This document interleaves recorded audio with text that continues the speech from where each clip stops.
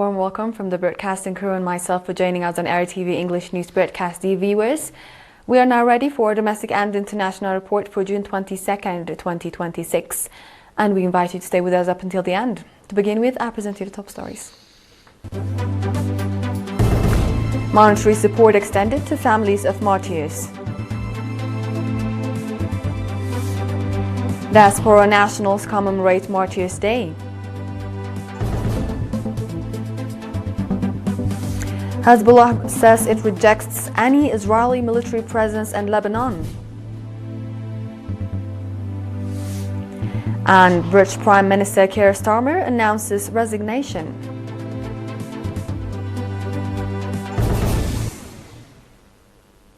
Welcome again. Our domestic news begins with the Gash-Barkha region. Monetary support in connection with Martyrs' Day has been extended to families of martyrs in the Gash-Barkha region. Accordingly, 890,000 nafa contributed by the public and government workers in Molki and Galit subzones, Gash-Barkha region, has been dispersed to families of martyrs. Mr. Hinsab Woldu, Managing Director of Molki subzone, said that 90,000 nafa has been distributed to families of martyrs at a ceremony organized on 17 June to mark Martyrs' Day. Noting that the support extended attests to the honor and respect the public has for its martyrs, Mr. Forrest Selassie Yamane, head of the Ministry of Labor and Social Welfare branch in the subzone, said that the support was provided to families of martyrs identified by their respective administrative areas. Commending the initiative, Mr. Zerai Berha, administrator of the subzone, called for its sustainability. Similarly, 800,000 nafa contributed by the public and government workers in Golit subzone has been distributed to families of martyrs identified by their respective administrative areas. Underlining that supporting families of martyrs is the responsibility of every citizen, Mr. Desi Gabra Mikhail, administrator of the subzone, called for reinforced contribution in cultivating the lands of families of martyrs. In the same vein, 110,000 nafa has been distributed to 22 families of martyrs in Foro subzone, while 35 quintals of grain have been provided to 142 families of martyrs in Barantu subzone and 53,000 nafa to 8 families of martyrs in Mogolo subzone. Likewise, residents of Godaif and Paradiso subzones in the Central region extended financial support to families of martyrs in connection with Martyrs' Day. Accordingly, 154,000 nafa contributed by residents of Godaif subzone has been distributed to families of martyrs, while residents of Paradiso subzone extended 250,000 nafa to children of martyrs who are set to go to Sawa to pursue their grade 12 education. Mr. Blitz Tawalde, administrator of Godaif subzone, and Ms. Tom Said, administrator of Paradiso subzone, commending the initiative taken by the residents, called for its sustainability. Moving on, nationals residing in various cities in Switzerland, the UK and Ireland, Qatar and the United States commemorated Martyrs' Day with patriotic zeal, featuring various programs depicting the deep meaning of the day. According to the Eritrean Embassy in Switzerland, nationals residing in 26 cantons in Switzerland commemorated Martyrs' Day with candlelight vigils, walkathons, and cultural and artistic presentations.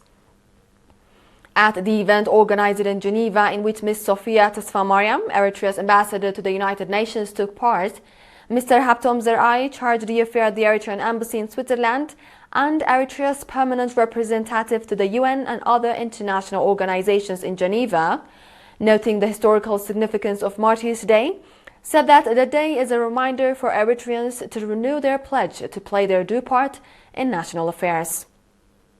The chairpersons of every canton on their part, explaining the deep meaning of Martyrs' Day for the Eritrean people, called for a reinforced contribution in supporting families of martyrs. The commemoration event in London featured a walkathon program led by the youth, a candlelight vigil and cultural presentations.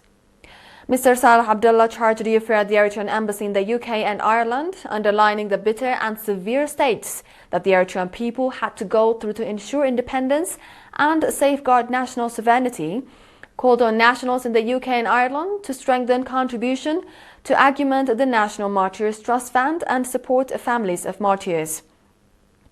Similarly, Martyrs Day was commemorated with pride in the UK cities of Sheffield, Leicester City, Nottingham, Coventry, Bristol, Cardiff, Wakefield, Middlesbrough, Southampton, Milton, Glasgow, Birmingham, Manchester, Leeds and Brighton.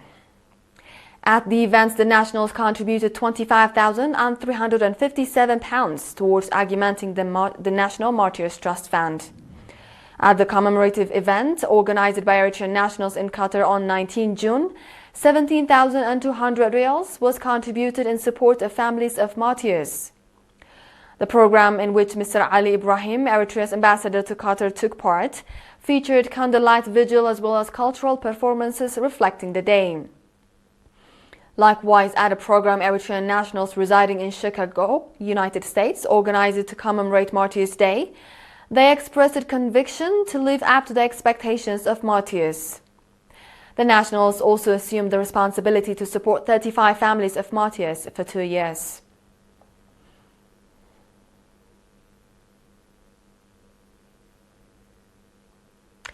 Moving on to the southern Red Sea region. Mr. Burhane Gabriel, head of secondary schools at the Education Office in the southern Red Sea region, reported that the summer students program that commenced in the region on 8 June is progressing well. Mr. Burhane further said that about 590 high school students are taking part in this year's students' summer work program. The program includes planting tree seedlings, water and soil conservation activities, planting mangrove trees on islands and seashores, among other activities. Mr. Ali Ahmed, forestation expert at the Forestry and Wildlife Authority in the region, and Mr. Hailab Tawalda Medhin, mangrove tree development expert, noting the advantages of mangrove trees, said that there is a program to plant a number of mangrove trees in Fatma Island.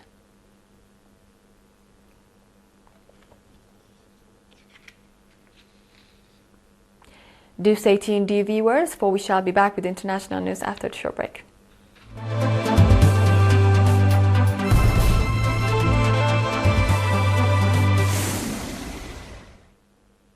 Welcome back. Our international news begins with the crisis in the Middle East. Hezbollah leader Naim Qassem said in a televised speech on Sunday that any Israeli military presence on Lebanese territory is unacceptable, stressing that the Lebanese army is the only party authorized to protect national sovereignty. The leader accused Israel of attempting to redefine the November 2024 ceasefire by maintaining freedom of military action inside Lebanon while demanding full compliance from Hezbollah. He said any future understanding must be based on a complete halt to Israeli attacks, full withdrawal of Israeli forces and deployment of the Lebanese army south of the Litani River. Hezbollah remains committed to any comprehensive ceasefire, but will not accept continued Israeli violations, the leader added.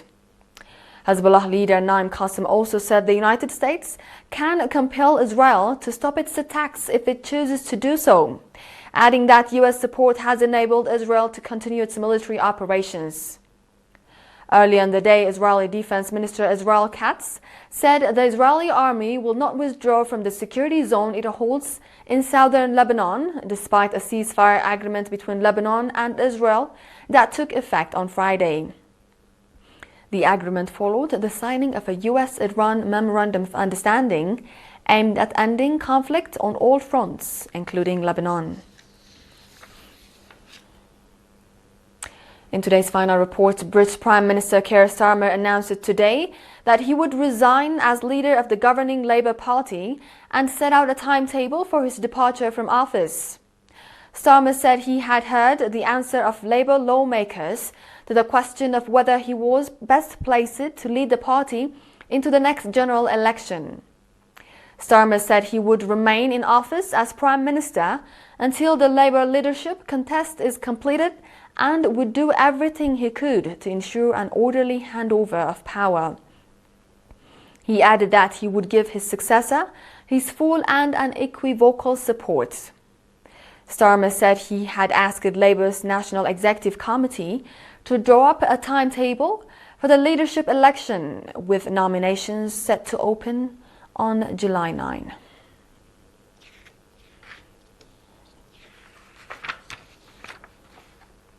With this, we conclude our domestic and international report for this session. Dear viewers, now the top stories once more. Monetary support extended to families of martyrs. Diaspora nationals commemorate Martyrs' Day.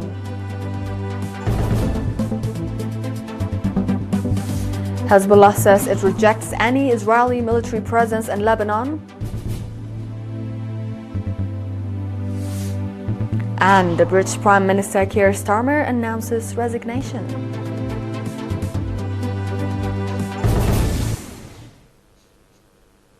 This was The World on Monday with ERi-TV English News broadcast. Dear viewers, from all of us here, thank you for watching. Join us again on our tomorrow's broadcast. Until then, a good night from Asmara.